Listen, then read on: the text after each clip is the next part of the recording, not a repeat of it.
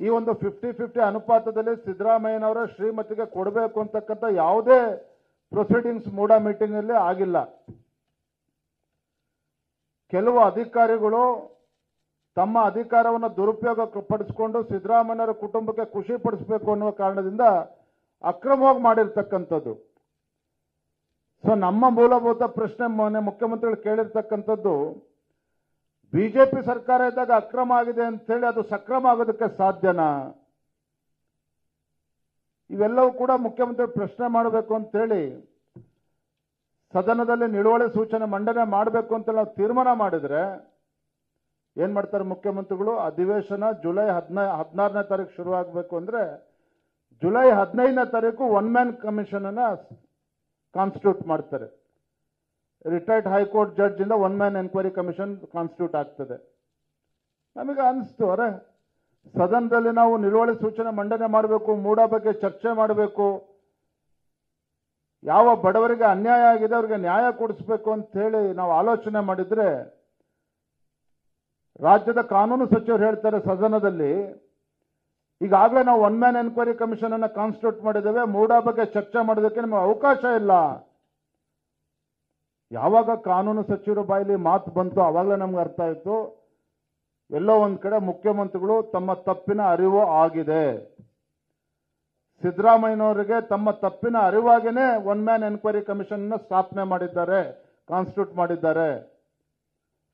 ಮತ್ತೊಂದು ಕಡೆ ಸದನದಲ್ಲಿ ಮಾತನಾಡೋದಕ್ಕೆ ಅವಕಾಶ ಕೊಡದೇನೆ ಅನ್ಯಾಯ ಮಾಡ್ತಿದ್ದಾರೆ ಅಂತ ಹೇಳಿದ್ರೆ ಅವರ ಬಂಡವಾಳ ಬಹಿರಂಗ ಆಗ್ತದೆ. ಅದಕ್ಕೋಸ್ಕರ ನಮ್ಗೆ ಚರ್ಚೆಗೆ ಅವಕಾಶ ಮಾಡಿಕೊಡ್ತಿಲ್ಲ. ಮತ್ತೊಂದು ಕಡೆ ಸ್ವತಃ ಮುಖ್ಯಮಂತ್ರಿಗಳು ಸದನದಲ್ಲಿ ನಮ್ಮ ನಿಲುವಳಿ ಸೂಚನೆಗೆ ಅವಕಾಶ ಕೊಡೋದಿಲ್ಲ.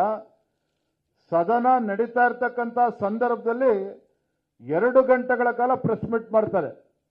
1 ಗಂಟೆ 57 ನಿಮಿಷಗಳ ಕಾಲ ರಾಜ್ಯದ ಮುಖ್ಯಮಂತ್ರಿಗಳು ತಾವು ನಿರಪರಾಧಿ ಅಂತ ಹೇಳಿ ರಾಜ್ಯದ ಜನರಿಗೆ ತಿಳಿಸ್ತಕ್ಕಂಥ ಪ್ರಯತ್ನ ಮಾಧ್ಯಮದ ಸ್ನೇಹಿತರ ಮೂಲಕ ಮಾಡ್ತಕ್ಕಂಥ ಪ್ರಯತ್ನ ಮಾಡ್ತಾರೆ. ಅಂದ್ರೆ ಅವ್ರದೇ ಪ್ರಶ್ನೆ ಅವ್ರದೇ ಉತ್ತರ. ವಿರೋಧ ಪಕ್ಷದವ್ರು ಕೇಳ್ತಕ್ಕಂಥ ಪ್ರಶ್ನೆಗೆ ಅವ್ರ ಹತ್ರ ಉತ್ತರ ಇರಲಿಲ್ಲ ಮುಖ್ಯಮಂತ್ರಿಗಳ ಹತ್ರ. ಅವರ ಪ್ರಶ್ನೆಗೆ ಅವರೇ ಉತ್ತರವನ್ನು ಕೊಡ್ತಕ್ಕಂಥ ಪ್ರಯತ್ನ, ತಾವು ನಿರಪರಾಧಿ ಅಂತ ಹೇಳಿ ಹೇಳ್ಕೊಳ್ತಕ್ಕಂಥ ಪ್ರಯತ್ನ ಮಾಧ್ಯಮದ ಮೂಲಕ ಮಾಡಿದ್ರು. ಇದೆಲ್ಲದರ ಪರಿಣಾಮ ನಾವು ಭಾರತೀಯ ಜನತಾ ಪಾರ್ಟಿ ಬೆಂಗಳೂರಿಂದ ಮೈಸೂರು ಪಾದಯಾತ್ರೆ ಅಂತ ನಿಶ್ಚಯ ಮಾಡಿದ್ವಿ. ಪಾದಯಾತ್ರೆ ಯಾವ ರೀತಿ ಯಶಸ್ವಿ ಆಯಿತು, ತಾವು ಎಲ್ಲ ಯಾವ ರೀತಿ ಭಾಗವಹಿಸಿ ತಮಗೆಲ್ಲ ಗೊತ್ತಿರತಕ್ಕಂಥ ವಿಚಾರ. ಆದರೆ ಒಂದಂತೂ ಸತ್ಯ, ಕಾಂಗ್ರೆಸ್ ಪಕ್ಷದ ಮುಖಂಡರು ಏನೇ ರಾಜ್ಯಪಾಲರ ಮೇಲೆ ದೂರು ಮಾಡಲಿ, ಮುಖ್ಯಮಂತ್ರಿಗಳು ಎಷ್ಟೇ ನಿರಪರಾಧಿ ಅಂತ ಹೇಳಿಕೊಂಡ್ರು ಸಹ ರಾಜ್ಯದ ಮುಖ್ಯಮಂತ್ರಿಗಳಾಗಿರ್ತಕ್ಕಂಥ ಸಿದ್ದರಾಮಯ್ಯನವರ ಒಂದು ಸಮಾಜವಾದಿ ಮುಖವಾಡ ಏನಿತ್ತು ಅದೆಲ್ಲವೂ ಕೂಡ ಕಳಿಸ್ಬಿದ್ದಿರ್ತಕ್ಕಂಥದ್ದು. ದಲಿತರ ಅಭಿವೃದ್ಧಿಗೆ ಮೀಸಲಿಟ್ಟಿರ್ತಕ್ಕಂಥ ವಾಲ್ಮೀಕಿ ಅಭಿವೃದ್ಧಿ ನಿಗಮದ ಹಣವನ್ನ ಲೂಟಿ ಮಾಡಿ ಸ್ವತಃ enforcement directorate has come out with the press note. ಏನ್ ಹೇಳಿದ್ದಾರೆ enforcement directorate? The money that was looted by the Congress government, ಯಾವ ಹಣವನ್ನ ಲೂಟಿ ಮಾಡಿದ್ರು ಆ ಹಣದಿಂದ ಹೆಂಡ ಖರೀದಿ ಮಾಡಿದ್ದಾರೆ ಅನ್ನೋದನ್ನ ಎನ್ಫೋರ್ಸ್ಮೆಂಟ್ ಡೈರೆಕ್ಟರೇಟ್ ಕೂಡ ಹೇಳಿರ್ತಕ್ಕಂಥದ್ದು. ಯಾಕೆ ಈ ಅಂಶಗಳನ್ನ ಇವತ್ತು ಹೇಳ್ತಾ ಇದ್ದೇನೆ ಅಂತ ಹೇಳಿದ್ರೆ,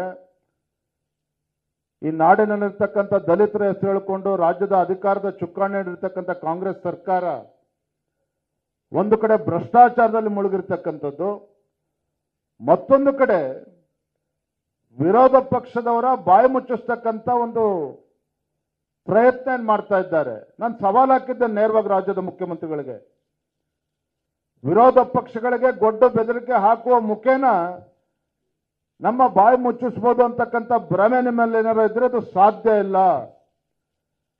ನಮ್ಮ ಭಾರತೀಯ ಜನತಾ ಪಾರ್ಟಿ ಹೋರಾಟ ಭ್ರಷ್ಟ ಕಾಂಗ್ರೆಸ್ ಸರ್ಕಾರದ ವಿರುದ್ಧ ನಿರಂತರವಾಗಿರ್ತದೆ.